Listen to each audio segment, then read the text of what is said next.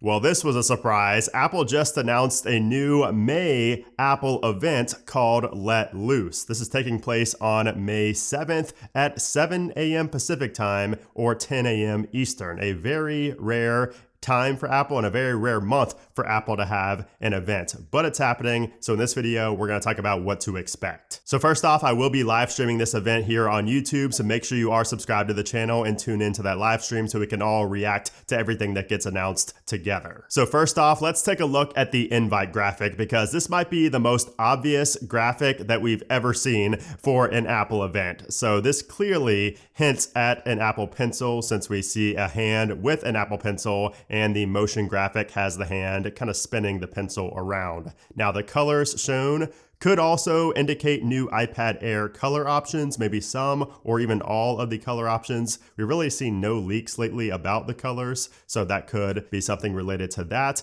And also, if you take a look at Apple's homepage, they're promoting this event using 6 different Apple logos that change every time you refresh the homepage. And these different logos could be made with an Apple Pencil, so we might actually be seeing new Apple Pencil tools and different, styles that we can draw with the Apple Pencil. So that could also be a hint in this invite. Okay, so now let's talk about what to expect at this event. And let's finish up with the Apple Pencil because that's the first thing I would definitely expect to see at this event is an Apple Pencil 3rd generation. So the design is expected to be pretty much the same, but we might have a more glossy finish this time around. So it might be made with a more glossy material and also magnetic tips. So these might be able to be changed to different sizes based on what you're using it for. Now, something that's pretty much confirmed for the new Apple Pencil are new gesture controls because we saw in the code of iPadOS 17.5 beta that there's a new squeeze gesture for the Apple Pencil 3.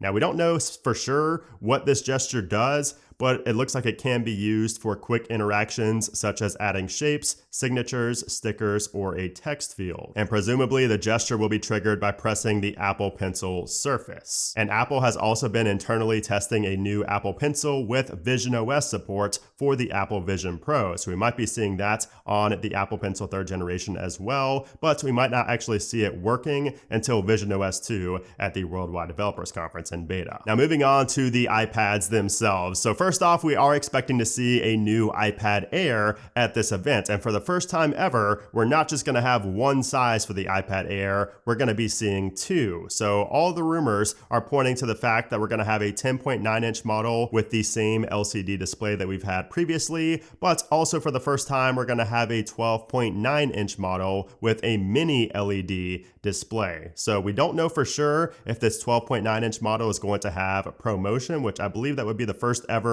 non-Pro product that has ProMotion. So it's kind of hard to believe that Apple's going to put ProMotion on the iPad Air. They might save that for the iPad Pro, but it's going to have mini LEDs, so it technically will be capable of having ProMotion. Now we're also hearing that there's going to be a new position for the front camera, so the top of the iPad, when it's in landscape orientation, when it's on its side, the camera is going to be at the top. So that is a much needed change for the iPad, and that will carry over to the iPad Pro as well. And then of course we are expecting the M3 chip on both sizes with improved performance. We might see improved gaming capabilities as well, since we do have the ray tracing and everything like that. And then also, since the iPad Air has not been updated recently, I would expect to see Bluetooth 5.3 and Wi-Fi 6E support. And as far as the pricing goes, I would expect the 10.9-inch model to remain the same starting price, which right now is $599. But for the 12.9-inch model, Apple is likely going to increase the price by around $200. So we might be looking at a $799 price tag for the bigger mini LED version of the iPad Air. And like I said at the beginning, we might be seeing some of those new colors that we see in the invite graphic. We haven't really seen any leaks or rumors about the colors, so I would not expect any type of major change there. But most importantly at this event is going to be the new iPad Pro. This, I think, is what everybody is excited for, even if you can't afford it, because it's going to be crazy expensive probably. It is going to be exciting to see what Apple does with this new iPad Pro. So this is going to be the first major update since 2018, and it looks like we're we're going to have around 11-inch and 12.9-inch sizes again, although they could be considered 11.1-inch and 13-inch based on the CAD files. The bezels could also be 10 to 15% thinner than the previous models, but most importantly, with these iPads, the biggest change coming to these iPad Pros is most likely going to be the OLED displays. So for the first time ever on an iPad, we are going to have OLED displays. Now this is going to lead to deeper blacks, faster refresh rates, and improved contrast. Now this could also and will likely lead to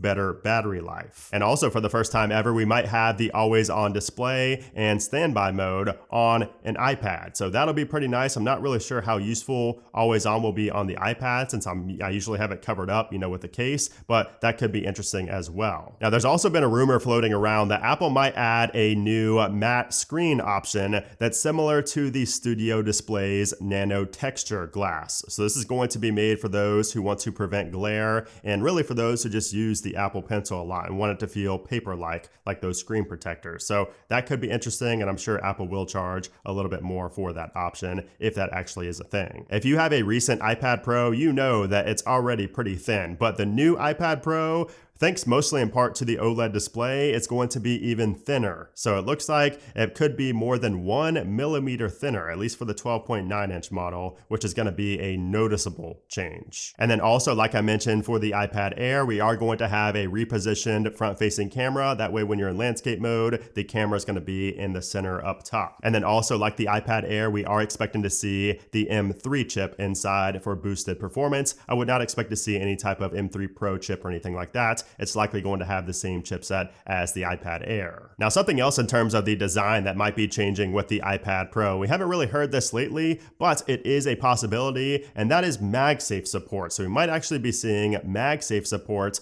on the iPad Pro, which in my opinion would be great. Obviously, it's going to be too big to fit on your traditional wireless chargers that you have now, but I think it will be great for accessories. And also, if you did want to wirelessly charge it, of course, there's going to be a whole new, lineup of accessories out there for iPad Pro, wireless chargers, because it's going to have to be pretty big, but that will be interesting to see if Apple goes that route. And then we're also hearing that the iPad Pro might go up to 4 terabytes of storage, which is double that of the current 2 terabytes. But of course, the big downside to all of these great features, especially the OLED display, is going to be price, because we are expecting to see a noticeable price jump from the previous iPad Pro to the new iPad Pro. So we don't know specifics just yet. I would expect it to be pretty expensive. I mean, probably at least a couple $100 more than the previous iPad Pro. So just, don't be shocked when you see a price tag that looks pretty high when Apple announces these. And you might be paying even more if you're planning on getting the new Magic Keyboard, because we're also expected to see a redesigned Magic Keyboard to go along with this iPad Pro. And it looks like it's going to have a larger trackpad that's going to make the iPad Pro look more like a laptop than the current model. I believe it's also supposed to be made of aluminum as well, so it's going to be a more premium Magic Keyboard, which also I'm assuming is going to go up in price as well. So this could be a very expensive refresh cycle if you are in the market for a new iPad Pro and Magic Keyboard. But aside from the iPad Pro, the iPad Air, and the Apple Pencil 3, we're not expected to see anything else at this event. However, that does not mean it's not going to happen. Apple has a tendency to surprise us with releases sometimes, so I would not be surprised if we saw maybe like an iPad mini spec bump at this event as well. But the thing is, we're so close to the Worldwide Developers Conference in June that it seems like if Apple has anything else that's not yet finished and it's like,